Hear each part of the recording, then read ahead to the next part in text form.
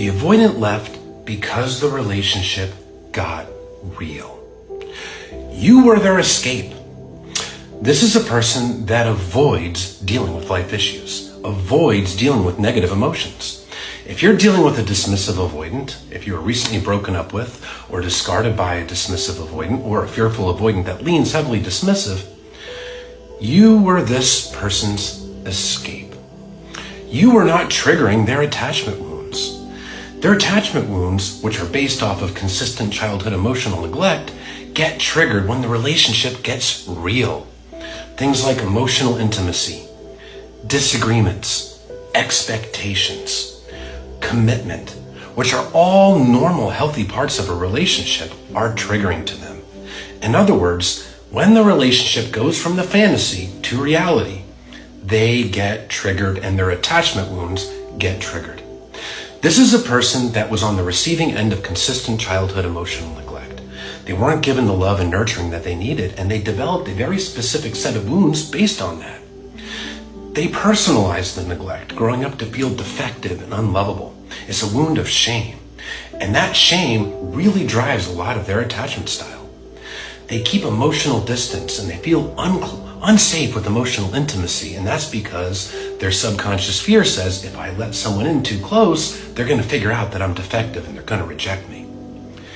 Disagreements, any kind of conflict, it's triggering to them because they couldn't express themselves as a kid. Their feelings would get rejected.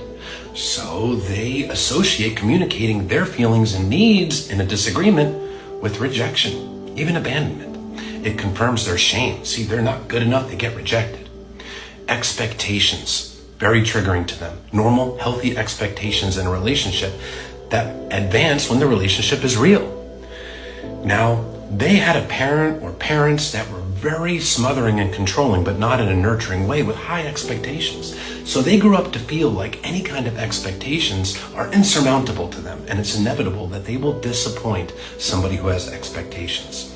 So even if your expectations are really just for the bare minimum, like regular communication or actually seeing each other on a regular basis, they feel like it's inevitable they're going to disappoint you, and you're going to figure out that they're defective and you're going to reject them.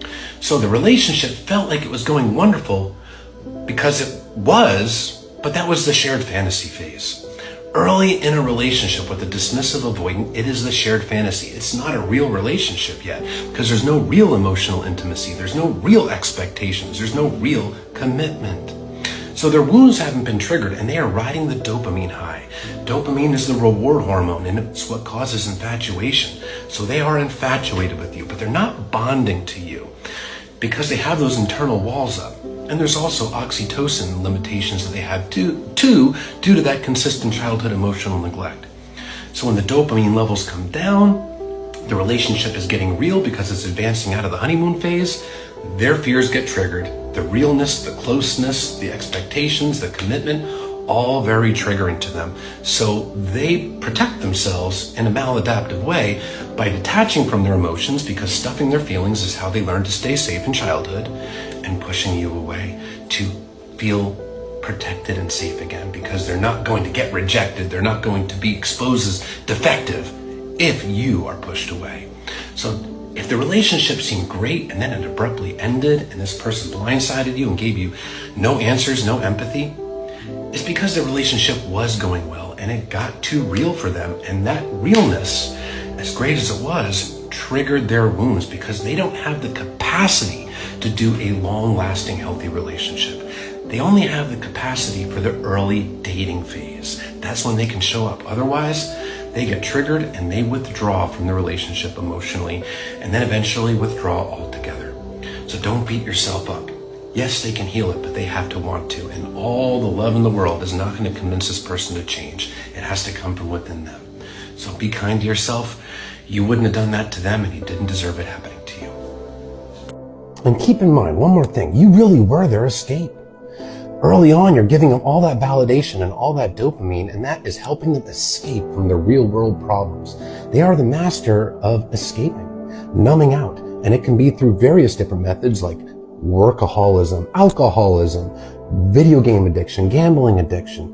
But while it was the early dating phase, you were their escape from real life problems. But when the relationship advanced, it triggered them, and now you became the problem they need to escape from. So you were their escape until they felt the need to escape, and it's worth mentioning that.